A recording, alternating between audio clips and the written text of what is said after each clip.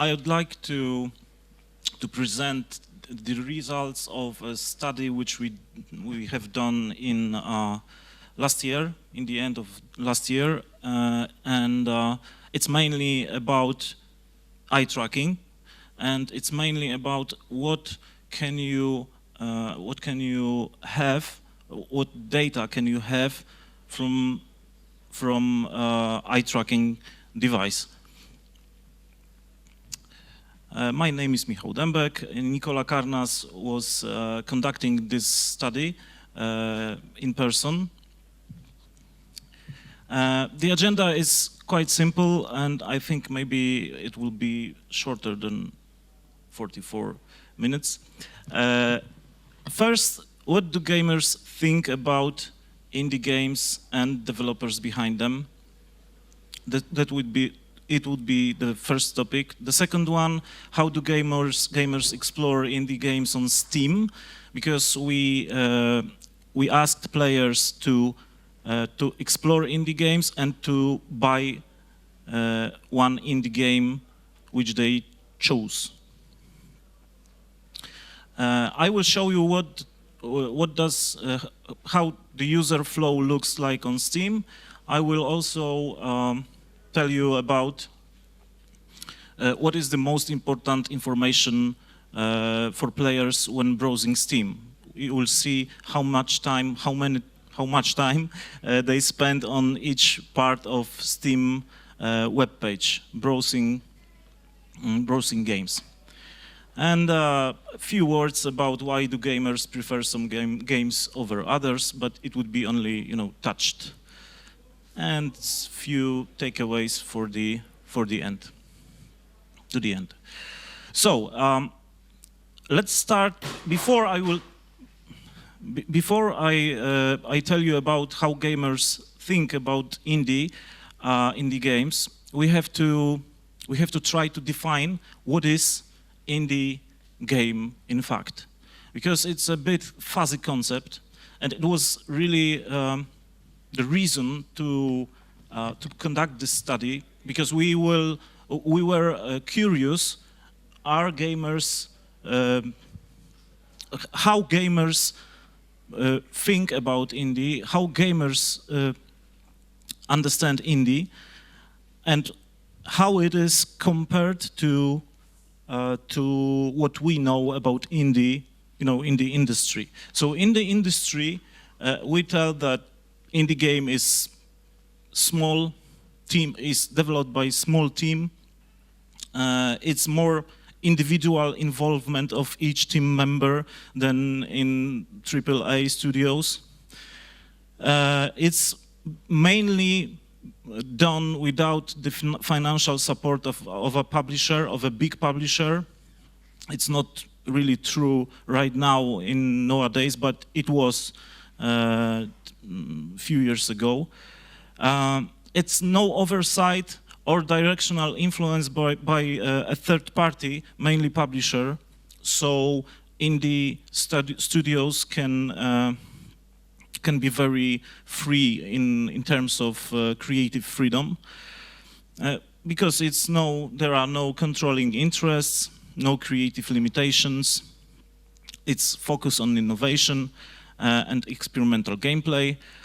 And what is very important in indie games, you can touch topics which are not touched by AAA games, which play more or less safe. I mean, in topics, in touching, for example, some tough problems, social dilemmas, and so on.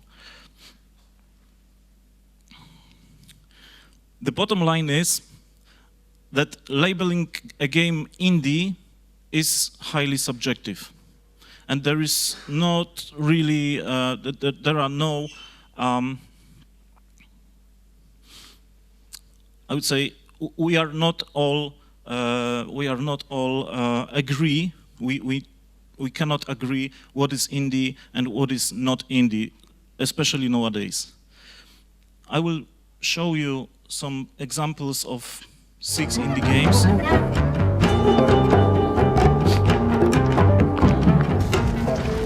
These are IGF competition winners from a few years ago.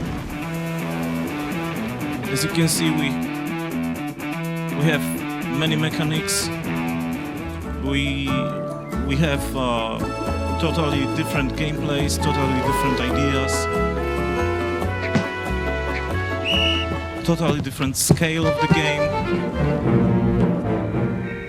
Visuals can be very original, and usually they are original. So it's a bunch of totally different games, various games. What is more confusing, I would say, in indie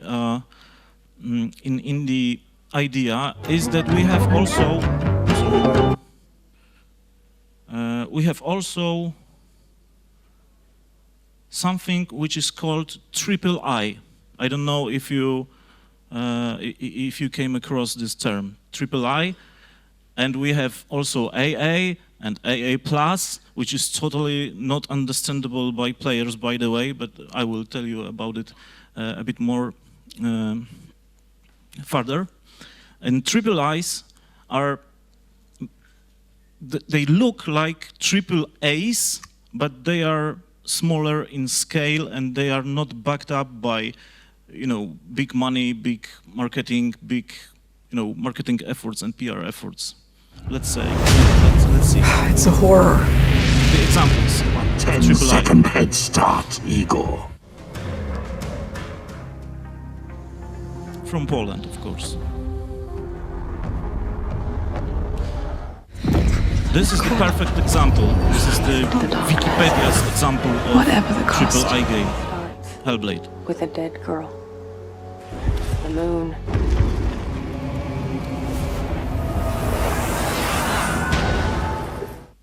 Okay. So,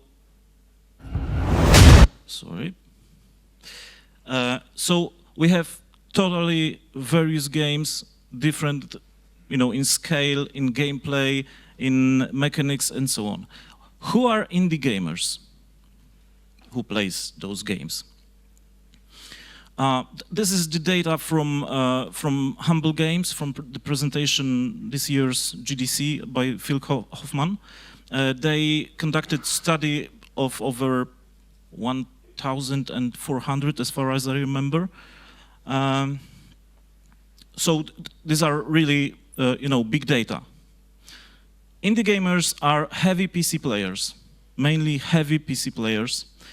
They are buying many games, so they buy games more than normal, let's say, average player. They playing more roguelikes, Metroidvanias, boss rush games, and interactive stories. So they play, I would say, more demanding genres, full of gameplay, like roguelikes. These are really tough. And they more often play games that their friends are not playing. So they play games which are niche games. But not only. Gaming is a key part of their identity. They are really gamers and into gaming. They prefer to play variety of game genres, etc. And they are also buy and play AAA games. So indie gamer is not only, a gamer who plays just small indie games or, very sophisticated indie games. They also playing AAAs, and they play AAAs more often and more heavy than average player. So to our study, to our laboratory, we recruited participants, gamers from our own database, from TryEvidence. And as you can see, these are really mid to hardcore gamers. They play a lot. They played at least 3 to 5 games, but in the last 3 months, but they spent at least 25% of their spare time playing games. This is a lot of time to play. And all of them are asked also by friends what to play. So they are kind of trendsetters in their own, small communities. And 5 of them from those people were multi-platform gamers, so not PC exclusive, but they also play consoles. The first assignment, the first part of the study was a short interview, and we tried to, we asked them to give us examples of indie games, spontaneously, whatever comes to their minds. This was the first part of the interview. The second part was they were asked about what characterizes an indie game, to describe what is indie game, because we tried to match this characteristic with those characteristics from industry data, which I showed you a few slides ago. We also asked them what characterizes an indie game studio, and we asked them to put some examples of indie studios. So what they put as examples of indie games. As you can see, again, the variety of gameplays, the variety of genres, because we have platformer, we have strategic visual novel, we have turn-based RPG, action adventure. It's a bunch of totally different games, and these are really strong brands in gamers' minds, because it's spontaneously, recalled. And the next set was this, and again, we have adventure, roguelike, arcade platformer. We have Minecraft, which is, I don't know, it is indie, but it used to be indie probably, but this, worldwide hit.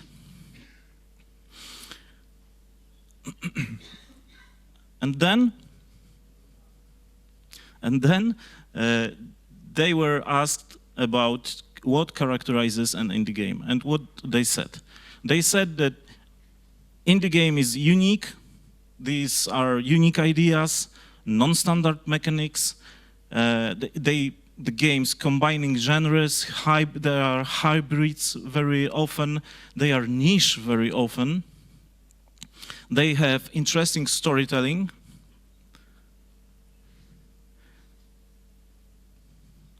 And they are usually marketed in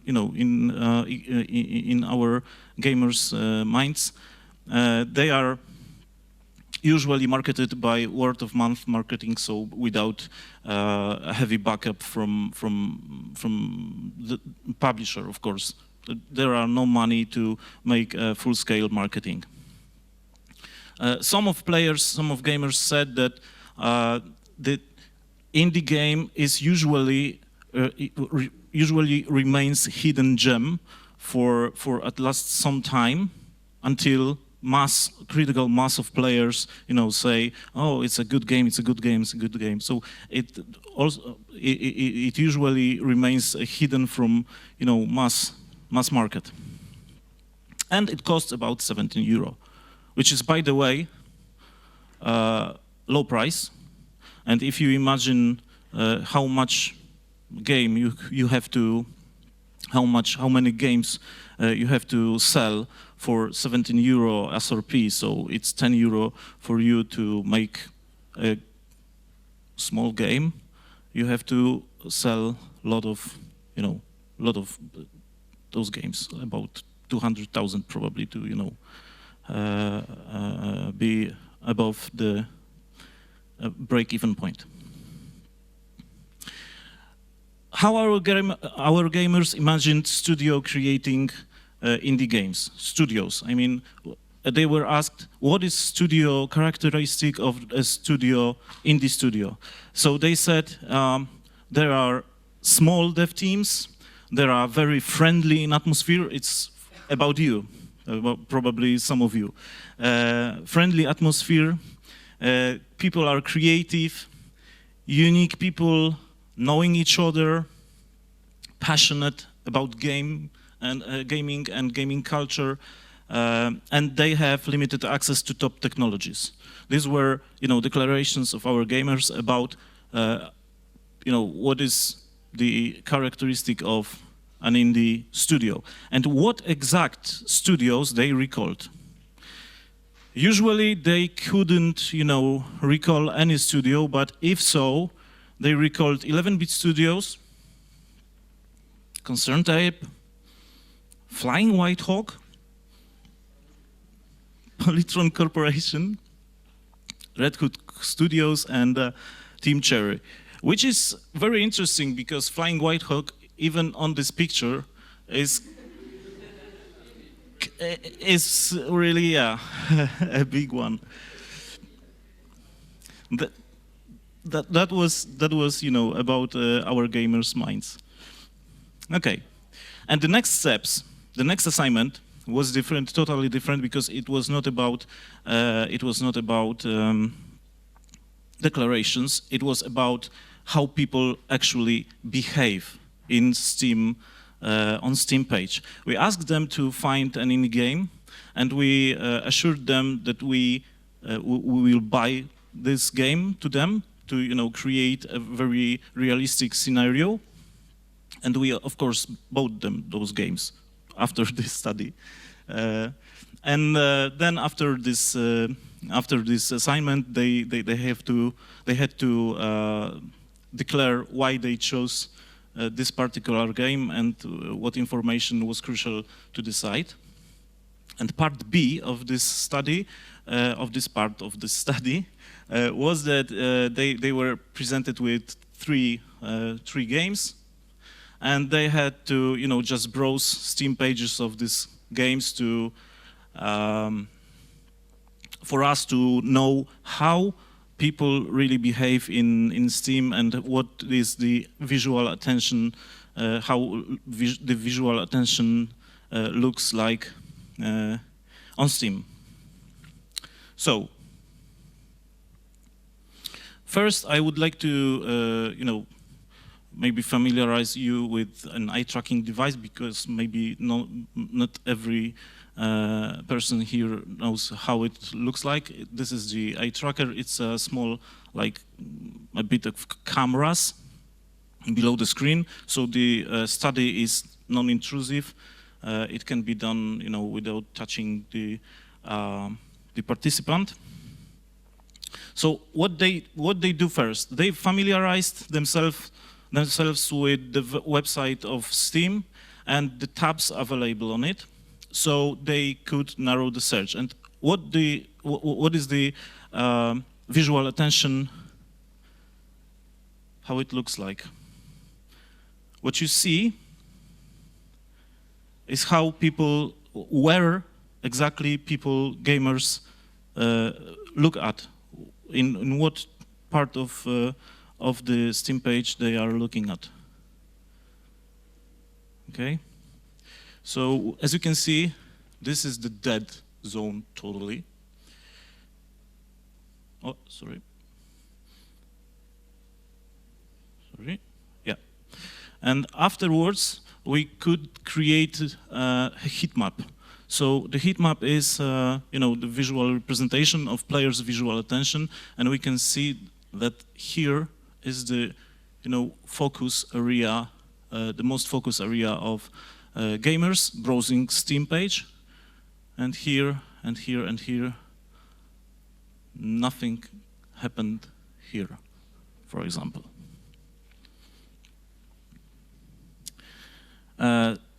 This is the aggregated heat map from all of people's gazes. Players who use Steam application more frequently than others immediately reach for categories tab. Eventually, all of them reach this tab, but this is how the categories tab looks like if we put the eye tracking on that. So you can see that here and here are the very, very heavy, they are very heavy in, gazing. For example, this part is particularly not, interesting for for players. Sometimes players choose their favorite genre first, for example, Metroidvania, and then narrow down the search for indie games tag. You can see it here. What you will see is the participant gaze, where they look and what they do. This is one of strategies to find an indie game.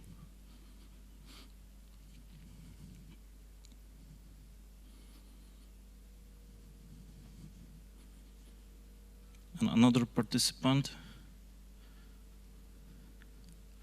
The bigger the circle is, the more time they spend on, on the page, on the point. Sorry.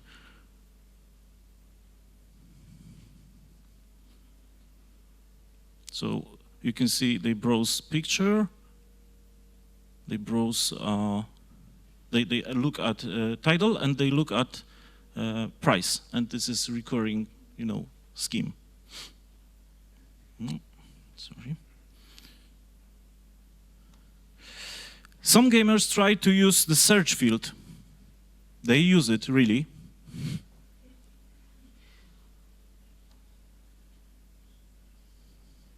So they put indie here and try to, find an indie game called indie.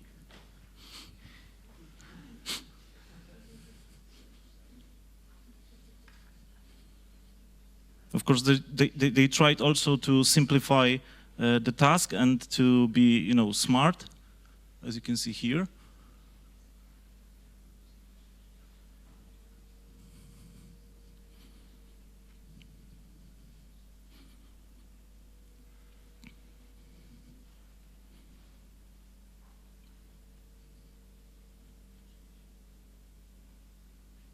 Okay.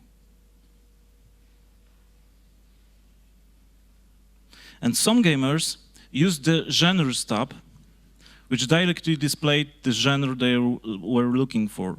You can see it here, like Metroidvania, for example, or platformer, or another genre. This is the third strategy of the gamer to explore the Steam web page.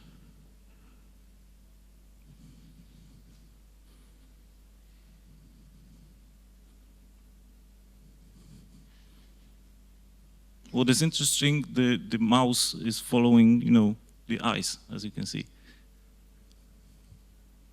The pointer is following the eyes. Okay. Okay, so this was a just browsing Steam for an indie game. The next assignment was to our participants was to explore web page of particular game. How it looks like. You can see.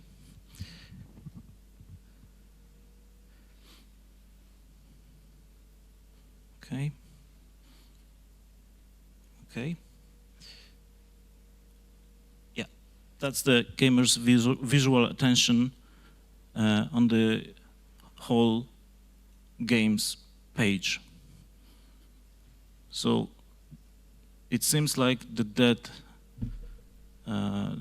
space is here. It's not, but it seems like, in the first minutes, like it's dead.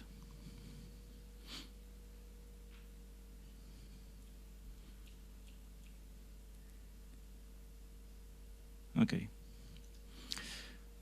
Why am I showing it to you? Because I would like for you to understand what the data came from, because I will show you the heat map. It's totally, not clear. I understand and I know it, but I would like to know. I would like for you to know that from this we create this, the heat map of the page of the particular game, okay? And what is interesting, the right side is so-called spotlight map. Spotlight map is showing you what really people see actually on the, on the sim page. So they see visuals mainly and some, basic information here.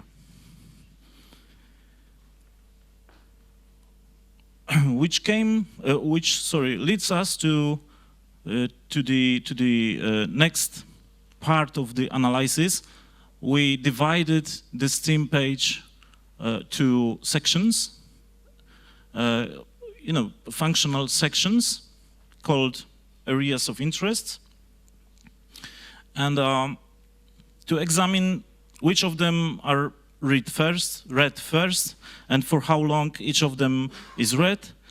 And thanks to the eye tracker, we know what is the visual attention real distribution in each of those sections and how it looks like. Let's see. Here you have the path of the eyes. It's the bottom of the page, of course. It didn't fit in the slide, so it's cut. What you can see here is how much time they spend on each of these sections. Okay, so as you can see, visuals along with life, which is also visual, is a king. Is a king of the field, absolutely.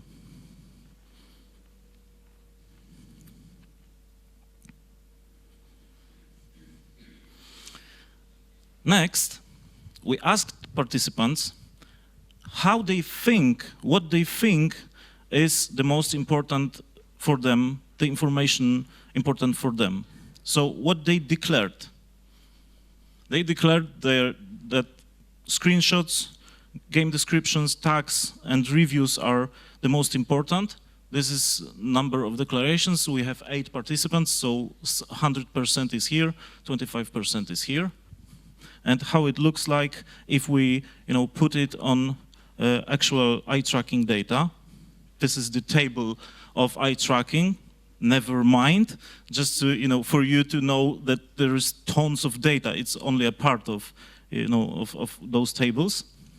What is interesting is if we compare the rank of declaration, so what people think is important, to what is really important because of their visual attention, we have here time to first fixation. This is the measurement, as you can probably see here somewhere, yeah. How long it took the subjects to notice a specific area for the first time, on average. And this is the rank.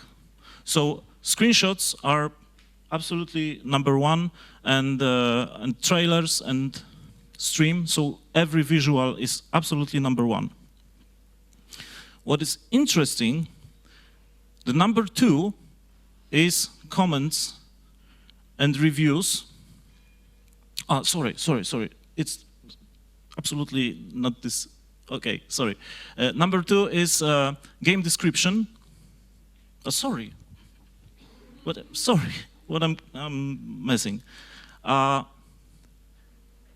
Yeah, what I would like to say is about revisiting and dwell time. Sorry, that revisit is how many times the area was revisited by our participants, and it's also rank. So the most revisited section is screenshots, trailers, and again stream, so visuals, and the third is dwell time, which means how much time they spend on this area, on this particular area. And as you can see, on the second rank is long reviews and comments. It's not first information they acquire, but they devote many time to make, to be to read it, to, you know, yeah, just to read it and to know about comments. And the last one, the last section of this presentation is about why do gamers prefer some games over others. So they choose from Death's Door, Wilder Myth, and Inscription. They have chosen Death's Door. 6 of gamers chosen this game, and here you can see why do gamers prefer this game over others. Those are declarations of our gamers. If you are curious, is it, I don't know, statistically significant? It is not, because it's 8 players and it's, you know, deeply qualitative study, not quantitative. But we have also quantitative data. What is important for gamers to prefer one game over another? Again, from the Humble Games study, story and narrative is absolutely a king, and it's from study of over about 1,000 participants. So that's statistics. So people, when asked why they prefer one game over other, story narrative is number 1, controls, feel is number 2, and amount of content is number 3. Few takeaways for you. In my opinion, maybe they are not so, you know, elaborated, but it's always nice to remember that visuals is the most critical area of gaming, of gamers' interest. So you have to put a lot of effort and care about this section where the screenshots and trailers are. It's obvious, but it is worth noting again and again. The second takeaway is, if you see, if we dig deep in the data, we saw that you have not even 2 seconds to convince a gamer or a player in a short game description that it's worth reading the long one. So the short game description is read, for not even 2 seconds. It's 1.7 seconds, approximately. So it's quite short of time. And again, do not underestimate the long description, because it is read. Story and narrative is one of your vital marketing assets. So visuals, yes, of course, you have to care about visuals, but do not underestimate long description and the story and the narrative, because narrative, especially in indie, is really, really important feature of the game, if not the, you know, number 1. Gamers care about other gamers' lengthy reviews. That's the fact. So they read it, and they even may care about other gamers' reviews than journalists' Metascore. I don't know if you noticed that Metascore was on the 16th, or yeah, it's the last, yeah, to time to first fixation. So it's not really. It seems like it's not really so important for gamers. And the last one, it's for you to, you know, take away, to have the energy to fight. Be courageous and be data-driven, and try to, you know, implement unique ideas, non-standard mechanics, exciting storytelling, and niche topics, because they may prove a hit, really. It really matters in indie gaming, especially unique idea or unique ideas, hybridity, and, you know, and the niche. The maybe not so funny, or maybe not so, I would say, what is not so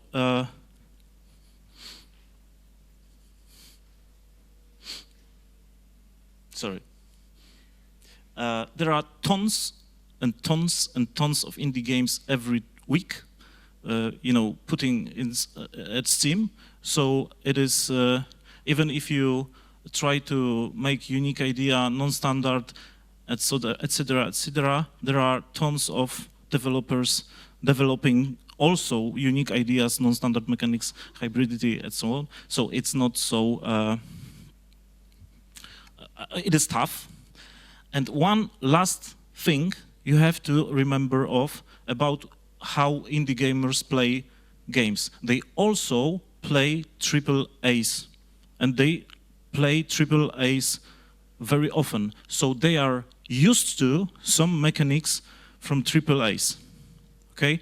And they wait for mechanics like in triple A's. So if you, because they know it, so if you try to implement some mechanic, be original, but remember that, for example, Horizon or GTA or, I don't know, Red Dead Redemption or any AAA game is known by players, by gamers, and they will expect some, direction of the mechanics like in this triple A's, even if you are small indie studio, and even if you have unique idea. So that's not the point to, to be very, very, very, very absolutely original. Beware of that. Thank you. Feel free to contact me.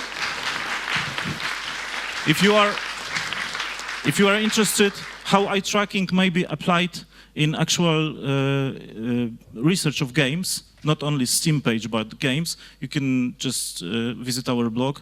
There is an elaborated article about it, or you can see how we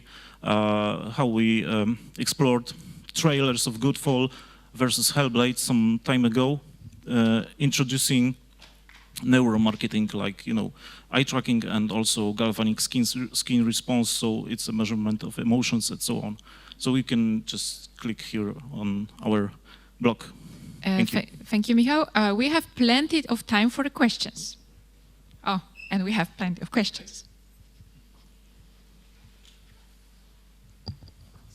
Thank you for letting me start. So awesome presentation. Thank you for measuring this. Like, so this is something that we came up with, some surveys, some experience. But I actually wanted to ask you once again. You made this based on 8 person, right? 8 people. Right. Can you show me them? Are they from Poland? From Poland, right. Are those game developers? Not. Okay, No. gamers. Gamers, just gamers Thank from you. our That's one database. important question. And the second part is I wanted to ask you to return for the part where they had the list of the games. The list of the games. Yes, because actually this is the very first step to learn about an indie game. You told them to find an indie game, right? Right. Yeah, and this is one of the issues. Like I'm not even sure if people look for indie games. They look for games, and Yes. sometimes an indie game is presented to them. Yes. That's totally true. Yeah, well, I wonder if this is somehow included in this. Like perhaps you noticed on this main page, main Steam page, how often they look for indie games, how often they actually not look for indie games. Their eyes met an indie game. Okay, so you ask me if we or whether we are planning such a study? Yes. Yes, we are planning it with Nicola, right? So, It was just the first study to explore Steam and to explore how eye tracking is working on Steam interface, and we have plenty of ideas how to elaborate this eye tracking studies to other cases, like you said. Hey, Thank you very much for this topic. It's really great to see such topic in data-driven approach. My question is related with recruiting participants to such study, because for me it was very unexpected that the big part of the group was females, and when I was reading in internet, most of the females are more in casual games, and from your data, those girls was involved like 15 plus hours per week in Yep. PC games, indie games. Yeah, So right. there was some like maybe like requirements that you wanted to have like this much of females, or this is like a standard group? No, we just wanted to have Typical. the different people, and we wanted females in the group, and we wanted females in, you know, the strong representation of females, because it's not statistically, you know, significant study. It's not like recruiting the population sample or, you know, random sample of people. It's just, you know, on purpose. So you didn't want to have like the major part of your group for those studies, or so you want like just girls and boys from this group, like to have like different approaches? I'm not sure I understand. I'm just trying to figure out if girls like really a really big part of this group of those participants in real life. Can we just think about it like Okay, okay. So you think that females are in minority of gamers, right? And so you expect that the sample would be also people. Sorry, females will be in minority.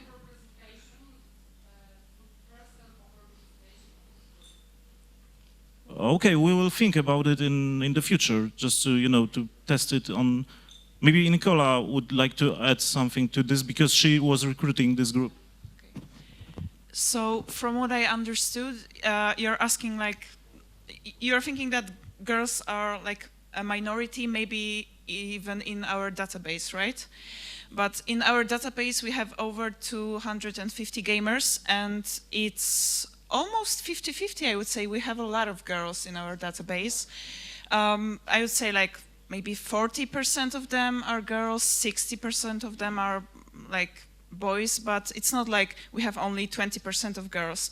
So in general, we have a lot of girls in our database, so like recruiting those 3 girls was not a big problem for us, because like we asked our like the people from our database if they want to take part in the study, and there was a lot of people who wanted to, and we chose the people who are like who had like all those criteria.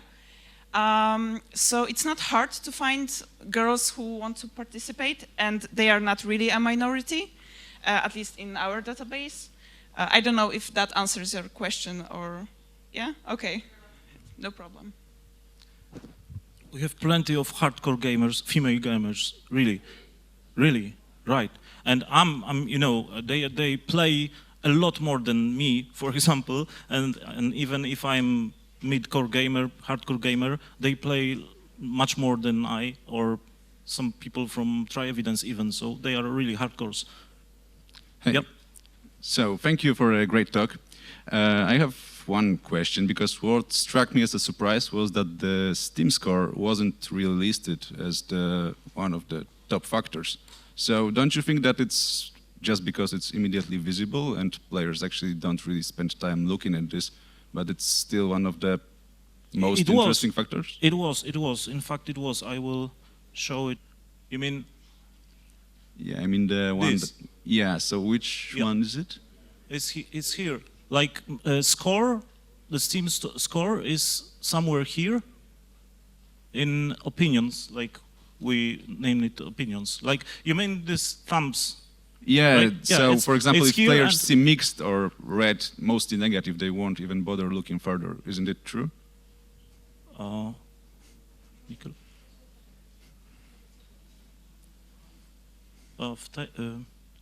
Here? Yeah, there is opinions. Yeah. Okay, so we call this opinions. Okay, thank you. Yeah, so 2.5 seconds they spend on this, small, really small part of the sim. It's important. It is important for players. Okay, thank you.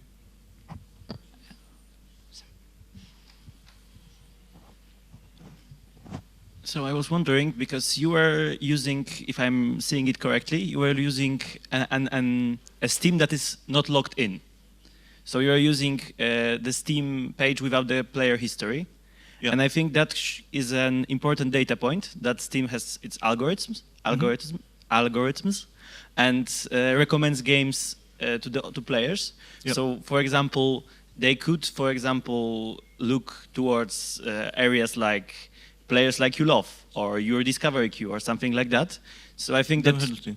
perhaps it would be a good idea to perform another study using the Steam page when the players are actually logged in. Yeah, sure. That's a great point. This would probably be, in my opinion, it would be more representative than just looking at the raw page, because that's how people interact with the Steam daily, or whenever they interact. Yeah, right. That's a good point. You measured the amount of time spent on each individual element. Do we have any link to the decisiveness of this element? Because I would expect people to focus their eyes on visually stimulating elements, even if they don't really impact their decision to buy or not buy. So basically, it would be great to see, for example, a funnel of after which element, how many people leave the page, and how many people stay. Because maybe if they are reading description, they already mentally decided to buy it, and just they are justifying the decision to themselves, and it doesn't really matter that much later, right? Yeah, maybe. That's also a good point. Yeah. We have time for the last question, and the mic goes to... Sorry, I'm in the back here, a bit invisible. I had a question about the fixation ranking of price, and I'm wondering if that was at all affected by the promise to purchase the game for the participants. If they didn't have that promise, they might have looked at that price a lot sooner than it was ranked.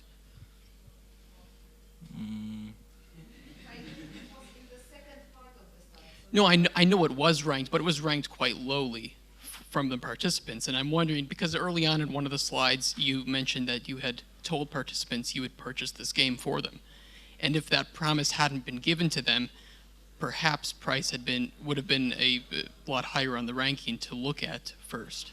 Maybe. So that was all. Yeah.